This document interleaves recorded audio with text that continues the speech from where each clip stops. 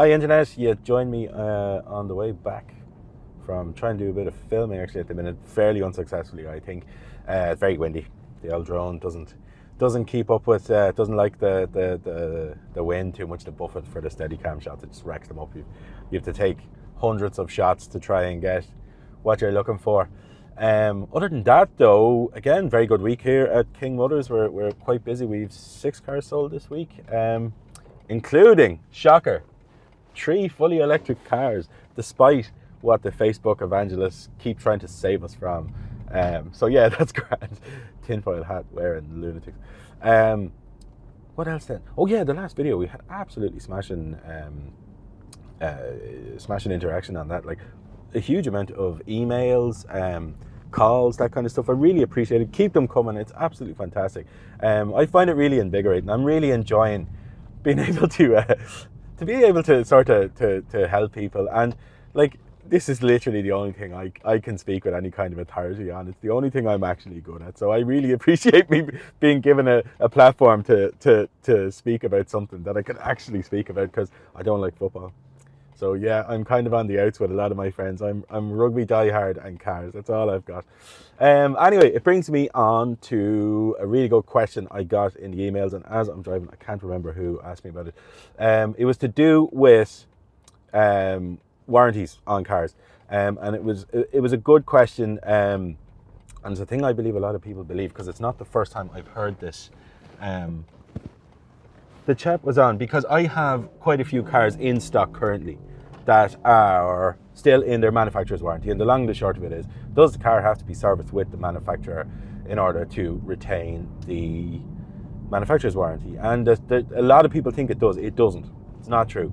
As long as the business is a valuable business, what used to be the thing, and a qualified business, and you get receipts and that kind of stuff, anyone can service your car, because the burden of proof is so huge. For, I think it was tried as a case in the European court a few years ago, 10 or 15 years ago, and it was absolutely, totally lost.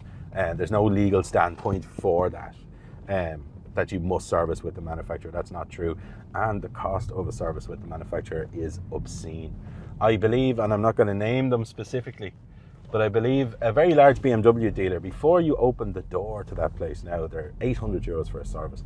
Now, we're able to service a car generally for, depending on whether it wants brakes or that kind of stuff, but your run-of-the-mill, annual standard service, we're able to do that for about 280 quid, 250 quid, depending on the car. So there's a huge discrepancy in price on that stuff. And then it brings me on to a further point. There's very little expertise in main dealers in that kind of stuff. There's a hell of a lot of apprentice and stuff in those places. So you'll have like 10 mechanics, but 8 of those guys are apprentices on various stages of their apprenticeship. And then there's probably 2 fully qualified mechanics. That was certainly how it worked in my granddad's place, and definitely how it worked in Toyota when I was there. So you're not really getting like the super good professionals. Like the really good guys who are brand specific, they quite obviously, of course they do, they go off and they set up their own places where they make vastly more money than a mechanic. Mechanic's a weird kind of trade, because it's one of those trades where you must constantly learn all your life. You're never like fully there with mechanics, because the subject matter changes all the time, but it's also one of the worst paid apprenticeships out there and trades there is. It's kind of weird. So unless you work for yourself, you're not going to make a whole heap of cash. So the way I see it, in my experience, and it's long experience, I'm the 3rd generation of my family doing this. I'm 43 years old, and I can honestly say, hand on heart, I've been working in the motor trade for 33 years. Like, now I did go to school, don't get me wrong, we just had to work on weekends and after school. So I've been doing this an awfully long time. The really good guys, in my opinion, are down. Like the guy in our yard, we have a lad in our yard, Kevin Sinnott.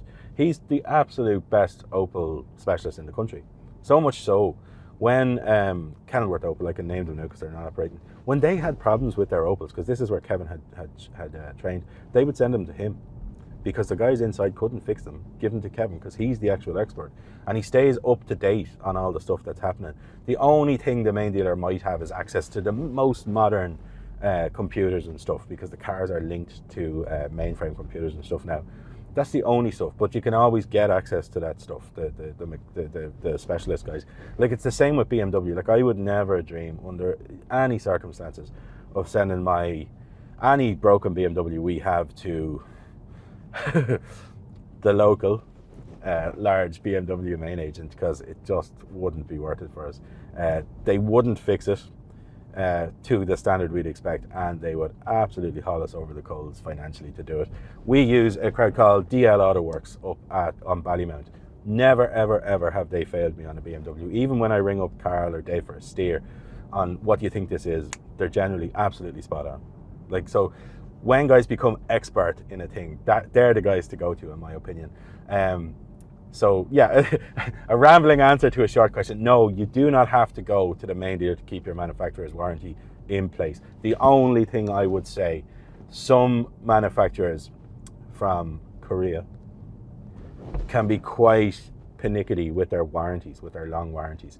And they try to find an awful lot of caveats and outs on them in our experience. So if it is a case that you use the local mechanic to service your car, hang on to the oil receipt, hang on to the receipt from him, and hang on to the receipt for the parts. They don't have to be genuine parts, but you must prove that it is this part, because it'll be up to an EU standard.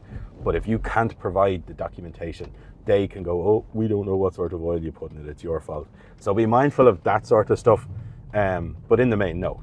I personally, I wouldn't go near a main dealer. You don't need to go near a main dealer to keep your warranty active, and I wouldn't go near one, because you are going to pay an absolute fortune for an apprentice to work on your car, and not madly efficiently. And now I'm being a bit of an ass by saying this, but in the last few years, with the lack of staff and stuff coming in and out of places, and there's a huge lack of staff joining the motor trade, I don't even think you're treated very nicely in those places. I certainly find, from my perspective, before I even announce that I'm a motor dealer, because they seem to look down their nose at us, they're just rude on the phone and stuff. They're just not very nice, because it's just this big monolith. You're not meeting the guy who owns the place.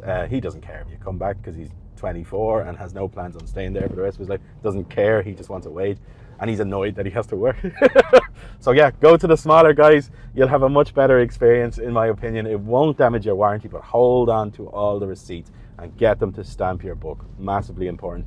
Even if it's a car that doesn't have necessarily a service book anymore, it's in the head unit, get them to try and update it, and if they can't do that, get a print off of what they did and the oils they used. That's it. Thanks again. Put your emails and comments in the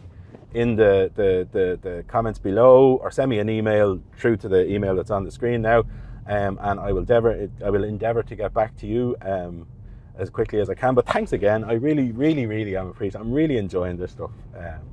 As I say, it's reinvigorating me. I'm finding it great to just talk about something I know about. But that's it again. We'll do our best to get back to you probably Saturday this week, or maybe it'll just bounce into Monday. I don't know, because I'm trying to get videos up of our actual stock. But that's it again.